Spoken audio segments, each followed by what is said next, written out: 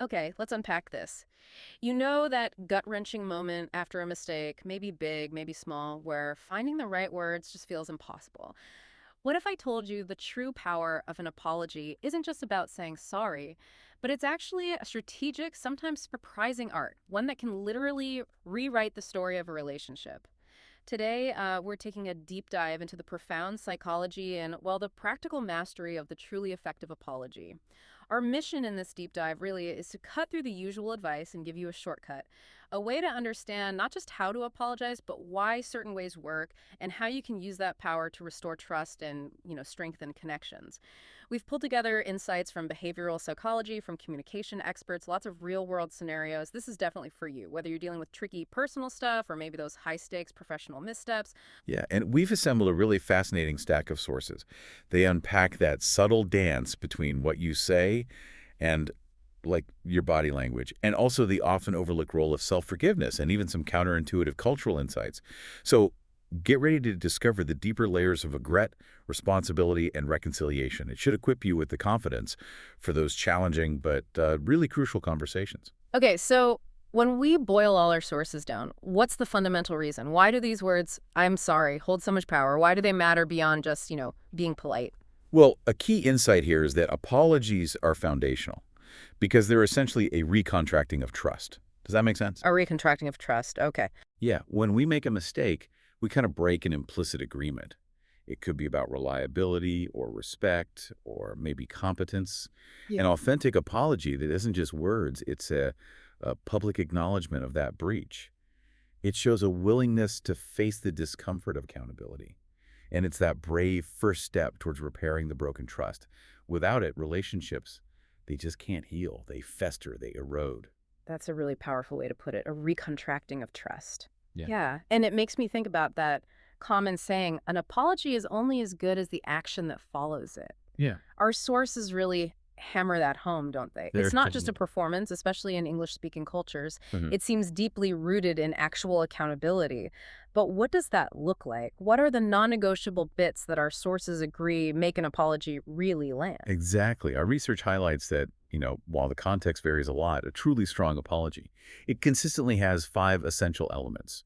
Think of it like a psychological blueprint for repair. Okay, a blueprint. I like that. So first, a clear expression of regret. And this is more than just, I'm sorry. It conveys genuine remorse, like I deeply regret or I feel terrible about. Right. Sincerity. Second, acknowledgement of what specifically went wrong. You have to say the precise action or inaction. Vague apologies just sound like you don't really get it. No vagueness. Third, taking full responsibility, no buts, no shifting blame. It's owning your part. This is where you get phrases like, that was entirely my fault. Crucial. Okay. Fourth, offering a solution or a way to make amends. This is the proactive step. What concrete thing will you actually do to fix the harm? Make it right. Yeah. And fifth, a commitment to future change. This addresses the other person's fear it'll happen again. It shows you've learned something, you'll prevent a repeat. That's a fantastic framework. Really clear. Let's try to put this into practice, though, because knowing the blueprint is one thing. Applying it when you're flustered is totally different. Imagine you were, say, significantly late for an important client meeting, something that really impacted others. How would our sources say you should structure that apology to hit all 5 of those points? Right. The ideal apology would tackle it head on. Something like this. You're absolutely right, and I sincerely apologize for being late to our client meeting. I completely misjudged the traffic this morning and honestly didn't leave nearly early enough. Okay, owning it. That was entirely my oversight, and I understand it disrupted the team's flow and, well, it might have created a poor impression. Acknowledging impact. To make amends, I've already sent a detailed summary of my initial points to everyone. That's the solution part. Proactive. Good. And moving forward, I'll build in an extra 30 minutes for travel to ensure this never happens again. And that's the commitment. That really does tick all the boxes. It's clear, respectful, and shows you're fixing it. Sometimes knowing what to say isn't enough. You need the right language to really get that sincerity across because beyond a simple I'm sorry, English has this rich palette of expressions. They convey different shades of remorse, different levels of commitment. What are some of those phrases that take an apology from just okay to truly impactful? Yeah, good point. To express deeper regret and ownership, you want to move beyond the basic. So phrases like, I take full responsibility for, it was thoughtless of me too. Please accept my sincere apologies. Mm. Or, I realize now that I should have. There's no excuse for what I did, but I want to make it right, and I deeply regret my actions. Hmm. These all signal a higher degree of accountability. They're not just synonyms for sorry. These show a more profound understanding. Right, a deeper level. And often in English, we use these fantastic idioms that just cut straight to the point of admitting a mistake. We know things like, I dropped the ball, or I was out of line, show responsibility. But our sources seem to say the real power is when you combine them with that clear path forward, not just admitting it. Absolutely. What are some of those common, powerful idioms? Well, you mentioned a couple. I dropped the ball, meaning you failed at something important you were supposed to handle. Right. Or I was out of line when your behavior was inappropriate. And I missed the mark, meaning you didn't quite meet expectations or get the result needed. Okay. The key, though, is using these naturally. Not just throwing them out there, but using them as a starting point for the full apology. Like, look, I really dropped the ball on that project deadline, and I get the impact it had. Here's what I'm doing right now to get us back on track. That makes sense. Yeah. Using it as a launch pad. Okay, let's see these principles and maybe some of this vocabulary in action. Let's look at some scenarios that might feel familiar. Because understanding the theory is one thing, but actually owning a mistake gracefully, without getting defensive in the heat of the moment, that's the real challenge. Okay, scenario 1. A personal apology. Imagine you completely forgot a friend's birthday. And worse, you'd promised to plan something. This isn't just about the date. No, it's about the broken promise, Right. feeling forgotten.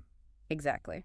So a solid apology might sound like, Alex, oh man, I owe you a huge apology.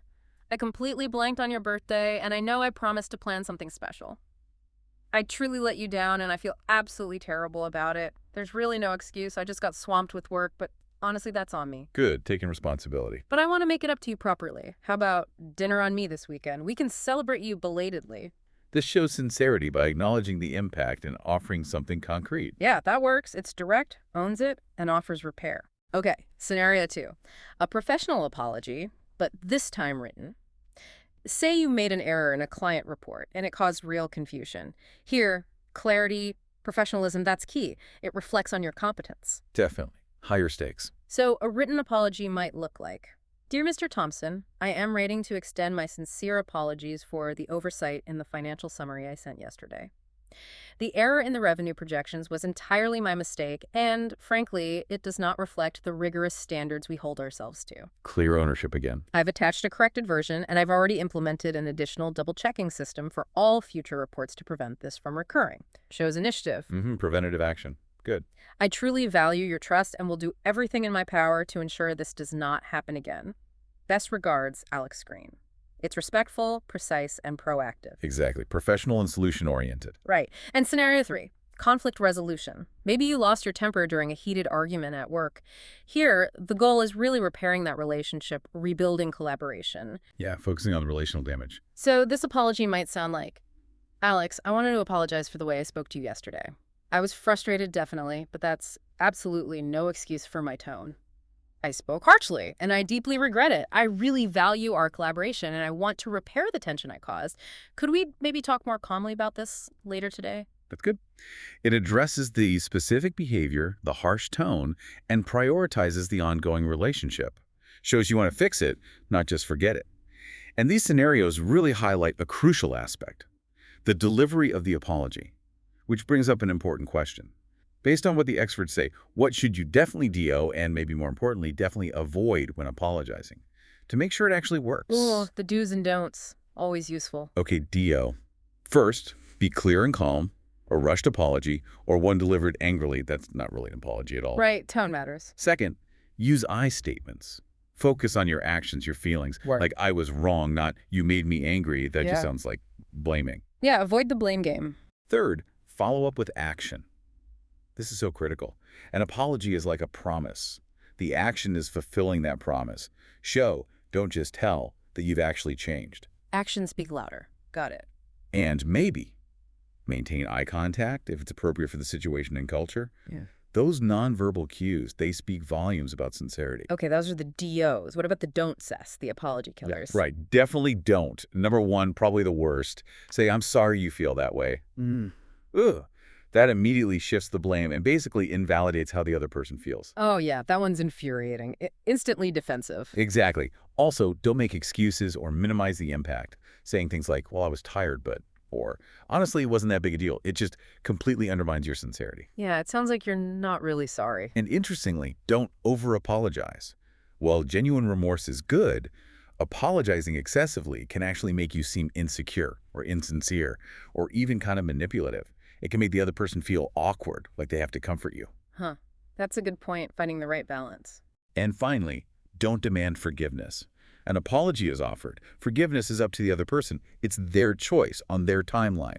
You can't force it. Right, it's a gift you offer, not something you're owed back. Okay. And a crucial practical tip that often gets missed. Timing. Timing matters hugely, doesn't it? A delayed apology can feel, I don't know, insincere, like an afterthought. Is there a sweet spot for addressing things quickly? Absolutely. Our sources definitely confirm that the apology window, as some call it, is real. Now, major issues might need some reflection time, sure. But generally, the sooner you address a mistake, the more authentic your remorse appears. Waiting too long, that can easily be read as you not caring enough, or maybe trying to avoid accountability altogether, which just erodes trust even more. So jump on it quickly, but thoughtfully. Okay, now if we zoom out a bit, connect this to the bigger picture, it's also really important to understand cultural nuances. Even just within different English-speaking contexts, while directness is often valued, the degree of directness or the emphasis on intent versus impact, even body language, these things can subtly shift. Interesting. For instance, in some cultures, a very formal, almost ritualistic apology might be expected. In others, a more conversational, maybe humble tone is preferred. It's not always the same script. That is fascinating. So you might see subtle differences in how an apology lands, say, in the US compared to the UK or Australia. Is there anything our sources point out about maybe, I don't know, self-deprecation or how directly blame is accepted? Indeed. While sincerity is kind of the universal currency, how it's expressed can differ. In many North American settings, there's often a strong emphasis on direct responsibility. I messed up. Plain and simple. Right. In some other English-speaking cultures, you might find a bit more nuance, maybe even a touch of self-deprecation, sometimes used to kind of lighten the moment. Which doesn't mean it's less sincere, just that the social ritual around it is slightly different. Okay. But the bottom line, really, across these cultures, is that people respect those who own up to their mistakes. It's not weakness. It's seen as maturity, integrity, and showing you actually care about the relationship. That's a great point. It's about respect, ultimately. Now, beyond just the content, the formality level needs to match the situation, right? And your relationship with the person. Because what works for your best mate probably won't fly with your CEO. Precisely. Huge difference. So for informal settings, close friends, family, something really straightforward and heartfelt like, oh man, I messed up. I'm really sorry about that. That's often perfect, effective. Simple and sincere. Okay. What about for more general situations, slight misunderstandings maybe, where the impact wasn't huge? Yeah, for those neutral ground situations, something like, please accept my apologies for the misunderstanding, works really well. It's polite, clear, not overly dramatic. Okay. And then the big guns, more serious situations, professional contexts. Right. In those more serious or formal professional contexts where formality is expected, phrases like, I sincerely apologize for the inconvenience caused, or I deeply regret any disruption this may have led to, are more appropriate. And especially for written apologies in formal settings, you might use openings like, I write to express my regret for, or I am writing to offer a formal apology regarding. These signal a very considered, respectful approach. That makes sense, adjusting the register. But sometimes just saying sorry, even formally, feels, well, insufficient. Like, you need to convey a deeper understanding, more empathy, more commitment. It's about getting across the emotional and practical side of it. Exactly. And to express that empathy and accountability more fully, you can use phrases that really acknowledge the other person's experience. Like what? Things like, it was never my intention to hurt you, but I understand now that I did. Or, I understand the impact my words or actions had on you. Focusing on their perspective. Or even, I want to acknowledge how I made you feel that was not okay. These show you're trying to see it from their side. Okay. And what about showing commitment? That you're serious about fixing things? Right. To underscore that commitment to fixing things, to rebuilding, you can use phrases like, allow me to make it right, or let me take responsibility and fix this for you. Taking action. Yeah. Or something deeper like, I know trust has been damaged and I am committed to rebuilding it, whatever that takes. Mm-hmm. That shows long-term dedication. Okay, so you've done it. You've delivered the perfect apology, followed all the rules, hit all the notes. What happens next? Is it just fixed? Does everything snap back to normal instantly? Ah, that's the true test, isn't it? Saying sorry. That's really only step one. It's the start of a process. Mm-hmm. Rebuilding trust, that takes time. It takes consistent effort and patience. You absolutely need to show consistency in your changed behavior. Right, the follow through. Exactly. The apology sets the expectation, but your actions have to fulfill it. You also need to respect boundaries if the other person needs space. Give them that space. And don't expect immediate forgiveness or for everything to be instantly okay. Like we said, forgiveness is a gift, not an obligation they owe you. That's such a crucial point. It means actions really truly do speak louder than words in the long run. Show you've changed through behavior, not just that one eloquent apology. Okay, we've actually had some fantastic questions come in from you, our listeners, tackling some real-world apology dilemmas. Let's get to them. First up, a very practical one from Priya in Mumbai. Is it okay to apologize by text? Good question. What do you think? That's a great question, Priya, and very relevant today for minor things. Or maybe when the person is really far away geographically, yes, a text can be acceptable. Sometimes its promptness is even appreciated. Okay, so for small stuff, maybe. But our sources are very, very clear on this. For serious matters, or where significant harm was caused, a voice call, or ideally, a face-to-face apology, carries infinitely more weight and meaning. The medium itself conveys a level of sincerity, of effort, that a text just can't replicate. Think about the emotional bandwidth needed for a real apology. Text doesn't have it. Right. The Yeah. medium is part of the message there. Okay, and here's a really thought-provoking question from Juan in Mexico City. What if the person doesn't accept my apology? Oof, that's a tough one. What do you do then? That's a really important question, Juan, because it touches on something fundamental: control or lack thereof. You simply can't control someone else's reaction. Sure. You can only control your sincerity, the effort you put into your apology, and your subsequent actions.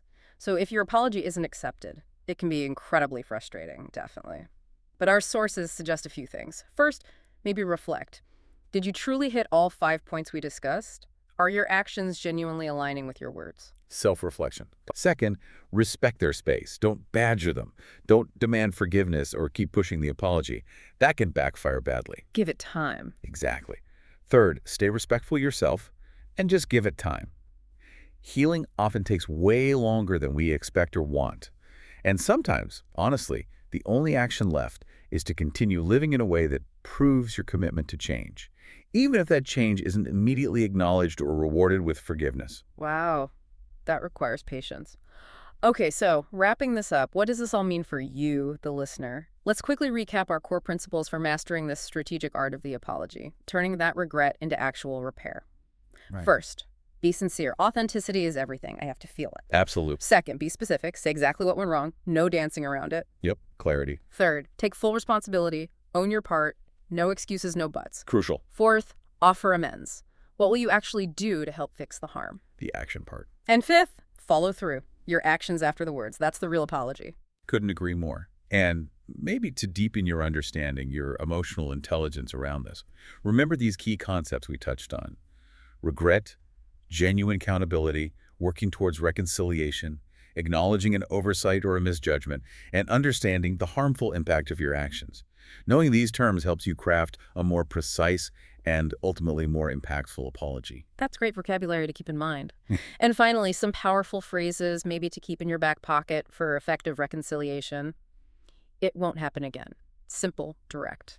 Powerful commitment. How can I make this right? Puts the ball partly in their court, shows willingness. Yeah, collaborative repair. I hope you can find it in your heart to forgive me.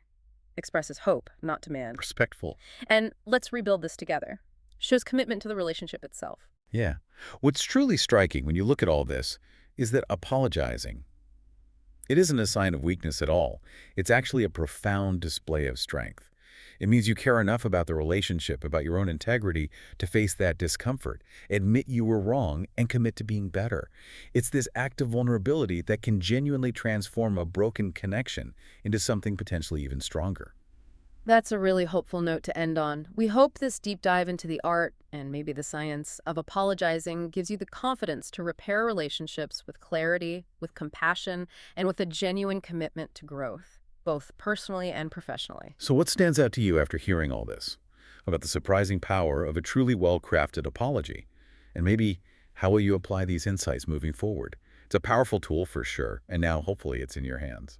Thank you so much for joining us on this deep dive. Stay curious and keep diving deep with us.